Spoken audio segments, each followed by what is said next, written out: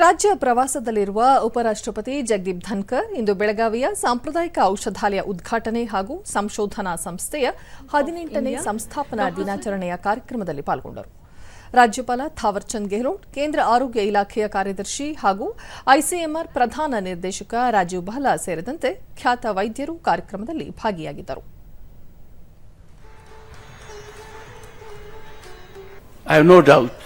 ಬಳಿಕ ಜಗದೀಪ್ ಧನ್ಕರ್ ಕೋವಿಡ್ ಸಮಯದಲ್ಲಿ ಸಂಶೋಧನಾ ಸಂಸ್ಥೆಯ ಸಿಬ್ಬಂದಿ ತೋರಿದ ಧೈರ್ಯ ಸಾಹಸಕ್ಕೆ ಶ್ಲಾಘನೆ ವ್ಯಕ್ತಪಡಿಸಿದರು.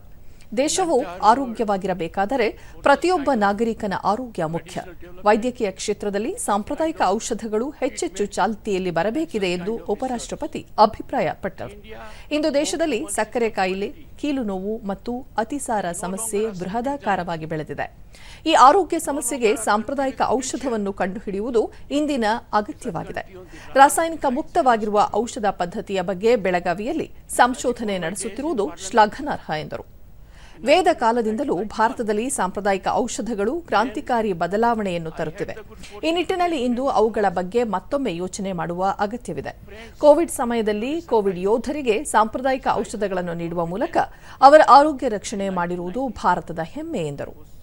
ಇದೇ ವೇಳೆ ದೇಶದಲ್ಲಿ ಏರುಗತಿಯಲ್ಲಿ ಸಾಗುತ್ತಿರುವ ಅರ್ಥವ್ಯವಸ್ಥೆಯ ಕುರಿತು ಮಾತನಾಡಿದ ಅವರು, ಕಳೆದ 10 ವರ್ಷಗಳಲ್ಲಿ ಅರ್ಥವ್ಯವಸ್ಥೆಯಲ್ಲಿ ಅಗಾಧ ಬದಲಾವಣೆಯಾಗಿದೆ. ಸುಮಾರು 400 ವರ್ಷಗಳ ಕಾಲ ನಮ್ಮನ್ನು ಆಳಿದ ಇಂಗ್ಲೆಂಡ್ ಅನ್ನು ಹಿಂದಿಕ್ಕಿ ವಿಶ್ವದ 5ನೇ ಬೃಹತ್ ಅರ್ಥವ್ಯವಸ್ಥೆಯಾಗಿ ಭಾರತ ಮುಂದೆ ಸಾಗಿದೆ. ಶೀಘ್ರದಲ್ಲಿಯೇ ಜಪಾನ್ ಮತ್ತು ಜರ್ಮನಿಯ ಅರ್ಥವ್ಯವಸ್ಥೆಯನ್ನು ಮೀರಿಸಲಿದೆ ಎಂದು ಭರವಸೆ ವ್ಯಕ್ತಪಡಿಸಿದ ಉಪರಾಷ್ಟ್ರಪತಿಗಳು 2047ರಲ್ಲಿ ವಿಕಸಿತ ಭಾರತದ ಪರಿಕಲ್ಪನೆಯನ್ನು ಸಾಕಾರಗೊಳಿಸುವ ದಿಸೆಯಲ್ಲಿ ವೈದ್ಯಕೀಯ ಕ್ಷೇತ್ರದ ಕೊಡುಗೆಯೂ ಅಪಾರವಾಗಿದೆ ಎಂದರು. ಉಪರಾಷ್ಟ್ರಪತಿಗಳು ಬೆಂಗಳೂರಿನ ಎನ್ಎಎಲ್ಗೆ ಭೇಟಿ ನೀಡಲಿದ್ದು ವಿವಿಧ ಯೋಜನೆಗಳಿಗೆ ಶಂಕುಸ್ಥಾಪನೆ ನೆರವೇರಿಸಲಿದ್ದಾರೆ.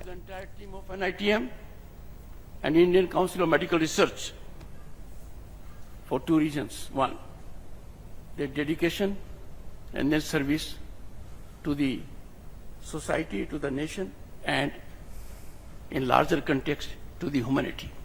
All three are big challenge, more for vulnerable sections of the society. If a treatment is available the way they are developing, it will be transformative, revolutionary, a big change for us all. Health of a country depends on health of the individual.